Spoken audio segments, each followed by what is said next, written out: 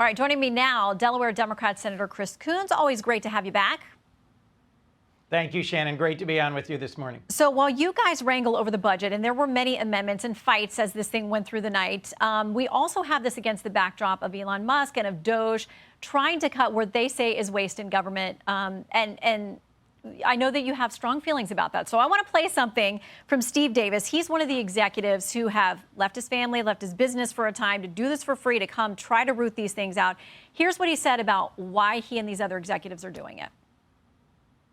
The reason I'm here, which is probably for many, is that I think the goal is incredibly inspiring. I think most of the taxpayers in the country would agree that in order to have the country going bankrupt would be a very bad thing, and therefore the country going not bankrupt is a good thing, that all of us are willing to kind of put our lives on hold in order to do. He's literally a rocket scientist. He's got a PhD in economics. Why wouldn't we want people like that at the table trying to help? Well, I have no objection to folks who are bringing their skills and talents to try and strengthen and modernize the federal government. The thing that I've been speaking out against is the way they're being untruthful, frankly lying, about the amount of waste, fraud, and abuse in Social Security. President Trump's own acting Social Security administrator, a man named Lee Dudek, just recently testified that less than 0.1% of all the Social Security payments made are erroneous or false or made in error.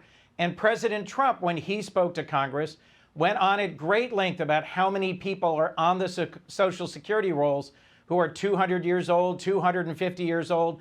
Elon Musk has called Social Security a Ponzi scheme.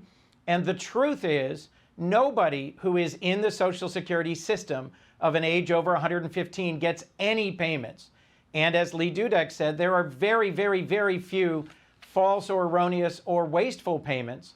And so what I hear from Delawareans about, Shannon, is their alarm about these suggestions that somehow Social Security has to be cut because it's full of waste, fraud, and abuse. Well, you heard so that. If talented people are coming to help find waste, fraud, and abuse, I'd like them to be honest about where it exists and to work in a bipartisan way to address those issues. Okay, would you sit down with Elon Musk? We would be happy to broker a conversation. I know that you have real problems with things that you said that haven't been truthful, but do you see, I mean, no one is losing more money doing this than Elon Musk. Would you sit down in a room with him to say, here are my ideas, here's where I think you're getting it wrong, where can we find common ground? Because I know you work across the aisle and have strong friendships across the aisle. I do, and look, I was proud to join a bipartisan bill this week led by Senator Chuck Grassley and Senator Maria Cantwell. 7 senior Republicans joined this bill to pull back the power to impose tariffs unilaterally. President Trump announced tariffs this week on almost every country on earth, including many with which we have a trade surplus.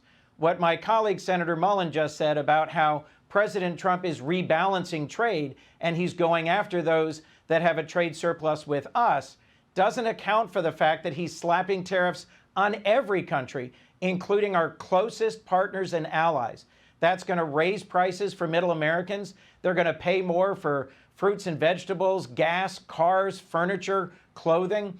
It's going to make America less affordable, not more affordable, which was a key campaign promise of President Trump's. And I do want to get back to tariffs, but before we leave DOGE, one more thing there, because you talked about Social Security, and I get what you're saying. There are, we're told, millions of people with those, 200-plus age-old people. You're saying they're not getting payments. But they're not getting payments. They may be there. So there's another executive who is working to go through this with DOGE as well, and he's put together numbers showing that there are 1.3 million people who are in the country illegally that are receiving some level of Medicaid.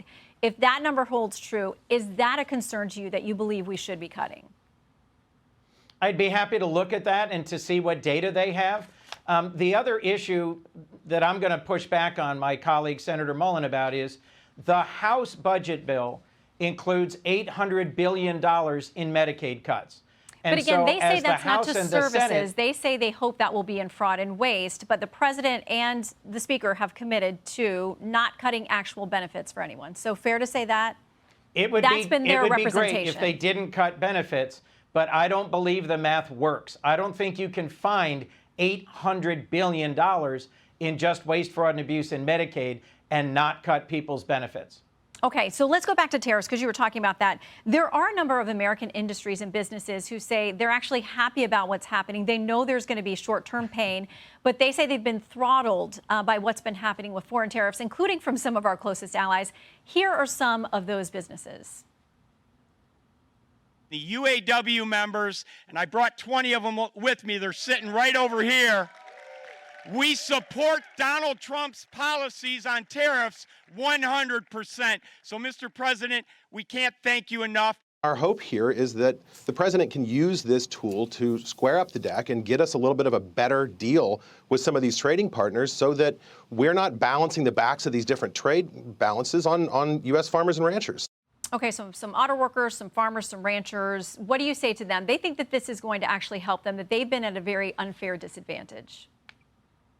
I would say to them that targeted tariffs that are clearly focused on a few countries where we have bad trade practices, deep trade imbalances, can be smart economic policy and can help protect American farmers and ranchers and American manufacturers. That's not what Donald Trump is doing. He's slapping massive tariffs on almost every country in the world, and it's hard to explain or justify some of the tariffs he's imposing. In the coming weeks and months, when millions of Americans see their 401ks dissolve, the stock market lost 10% just in the last 2 days of last week, and when hundreds of millions of Americans pay more for everything that they need for daily living, the groceries that they buy and the food that they put on the table and the cost of housing, I think they're going to be upset. And I think we're going to see long-term, broad economic damage, not for a few targeted industries or companies, but across the entire American landscape. And if that happens, there may be a midterm price to pay for Republicans. So we will see. But before Yes, you go, there will. I want to make sure we get you to respond to this. You're a longtime defender of President Biden. You were co-chair of his national campaign. This week, we're learning something coming out in a new book. They have a lot of quotes from former White House Chief of Staff Ron Klain talking about how much the president deteriorated during his term. He was tired, confused, didn't understand the arguments that President Trump was making on issues like inflation, that he was, quote, out of touch. The Daily Beast says this. Klain's new comments suggest that the longtime political advisor and other members of Biden's team were increasingly aware of the president's mental and physical deterioration, even as they continued to project outward appearances of confidence in his abilities. You co-chaired his campaign. Does that include you? I was shocked at what I saw on the debate stage, the performance President Trump and President Biden had debating each other. I had frankly never seen what that quote suggests about President Biden's abilities. But frankly, Shannon, I haven't taken the time to read whatever's come out about this. I've been very busy this past week. As you mentioned, we stayed up all night Friday night debating and voting against the DOGE cuts, against the Republican budget bill, and speaking out against the tariffs. I'm happy to come back and do a future interview about whatever quotes come out in future books. But right now, I'm focused a lot less on retired private citizen Joe Biden and a lot more on how President Trump's tariffs are going to hurt middle Americans. Okay. Senator Coons, come back soon. Always appreciate your time. Thank you. Hi, everyone. I'm Brian Kilmeade. I want you to do me a favor. I want you to click to subscribe to the Fox News YouTube page. This is the only way that I know for sure that you're not going to miss any great commentary, any great news bites, any great interviews coming your way on Fox. You can get it all here on YouTube. So subscribe right now.